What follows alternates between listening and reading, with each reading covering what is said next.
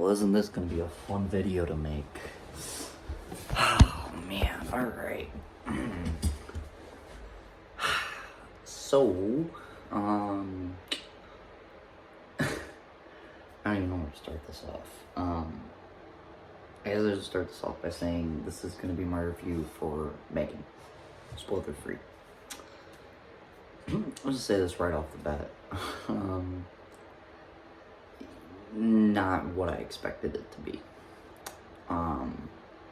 Not really what I thought it was going to be going into it. Thought it was going to be something completely different, and it wasn't what I thought it was going to be, and what I expected it to be, and was something else.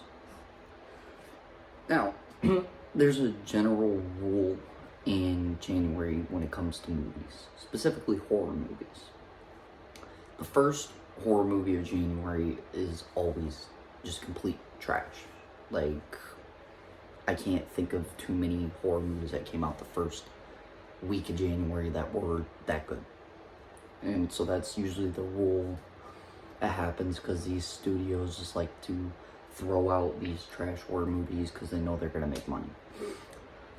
Now, what I will say is, love Blumhouse, love Jason Blum, love every movie they make. I'm gonna be honest, this wasn't the worst horror movie to come out in January, but it was way below my expectations. First we'll start is, this movie was supposed to be rated R. Going into it, it was supposed to be rated R. And so I think maybe if it was rated R, I wouldn't be feeling like I'm feeling right now. Given that fact, they had to reshoot it to make it PG-13, which I don't know why. If it's already rated R, why didn't you just keep it rated R? I guess they wanted more kids to see it or whatever, I don't know. But with that being said, I think this movie just would have been better off being rated R.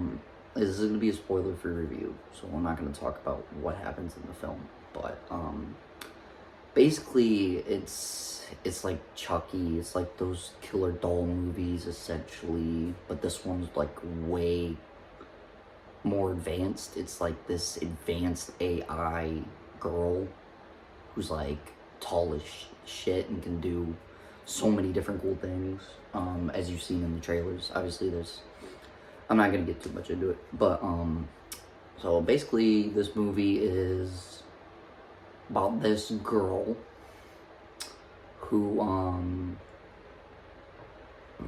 basically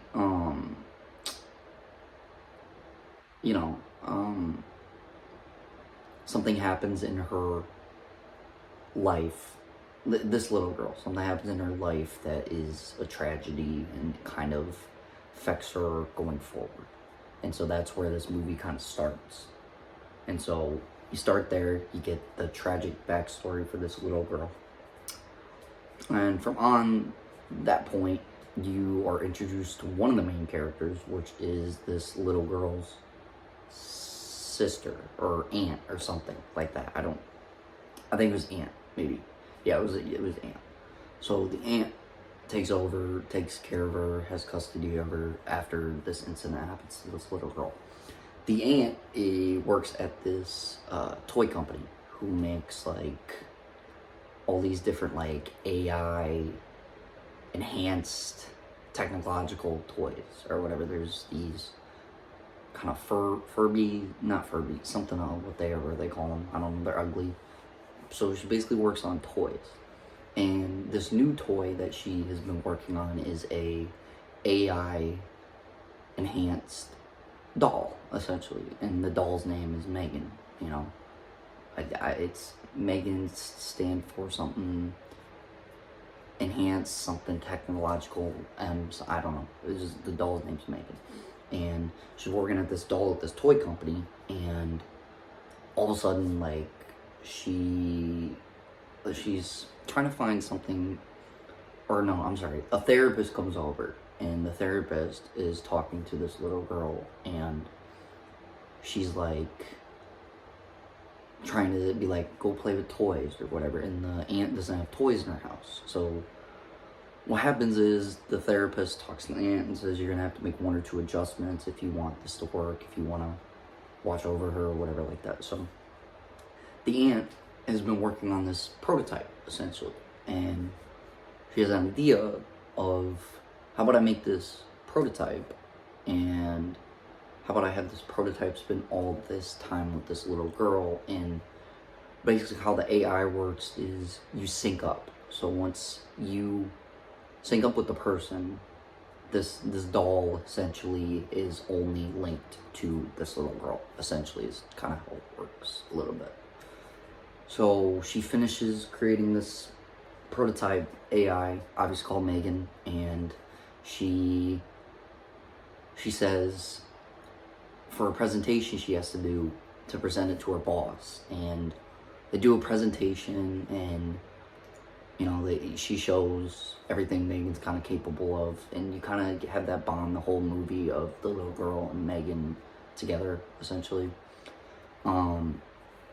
And so basically there's a big presentation because they fall in love with Megan. They want to sell her, so they make a ton of money and make that like the focal point of their toy company. And so they need the little girl to hang out with Megan as much as possible for the presentation or whatever they're doing. You could probably imagine what happens after that. It's pretty standard in these doll movies where stuff goes crazy, essentially. Megan is not all she cracks out to be. There's things that are wrong with her because she's still a prototype. Obviously, certain things not implemented in her system, certain things that eventually she becomes capable of doing and saying things on her own without having any input from anybody. Like, her AI is so advanced, she takes over herself. I don't know how that makes sense, essentially, whatever. And so chaos ensues, yada yada yada, and at the end you get the big showdown between the main character, the aunt, and the little girl versus Megan. And I'm not gonna say anything else towards the end because that's spoiler category. Essentially, I thought it was good, but when I first saw the trailers, I thought that the thing that really brought this down for me is there's no gore. Like, you would think for a killer doll movie there'd be a lot of gore and a lot of violence shown. They cut away almost every kill, so you don't see it. Which, the one thing I hate about horror movies is when they cut away from stuff like that, because that's the best part of it. So that's why I said it wasn't what I thought it was going to be, and I wish if it was rated R, they just would have kept it that way, because there's just essentially no kills you get to see. There's no violence you get to see, no gore, none of that. Every time a kill is done with the doll, you don't see it. Like, it just cuts away to something else, or the camera's like in that shot and then just goes to a different shot. So very, very underwhelming that they did that. Overall thoughts on it, because it's not the worst horror movie in January, but I was really looking forward to this, and I just wished it would have kept it rated R. Because it's not, there's no violence, no gore, none of that, and it brought the movie down for me. So I would have to say, if you like those type of movies, go see it, but tame your expectations. If you're asking me to rate it, like on a 1 to 10, I'm gonna have to give it a 6. No, wait, I'm gonna have to give it a 6.5. It would have been a 7, but I can't give it a high rating. I know it's making a ton of money at the box office, but it's just not what I thought it was going to be. So I'm going to have to give it a 6.5. And I'll say, if you want to go see it, it's worth it. It's a good movie. It's funny, which is weird. I didn't really think there'd be much comedy in it. So, you know, but it's not like bad comedy. It's just kind of, well, some of it's kind of cringy, but, you know, like, I don't know. Like, you'll see when you go see it. But some of the things she does is kind of just like cringy a little bit, but. And it's other points it's funny too, so there's a little bit of comedy in it, but yeah, I mean, it's not a waste of your money, I would say, but just, if you're gonna go see it, tame your expectations. So that's my review for Megan, spoiler-free review. Tomorrow I am maybe gonna do a horror movies of this year I'm excited for. And then Friday or the weekend, I have the House Party review coming out. That's not going to be a spoiler-free review because I'm gonna want to talk about that. It's the LeBron James sequel or remake, and it looks good. I've been waiting for this. It looks really good, so I'm excited for that. But that was my review for Megan.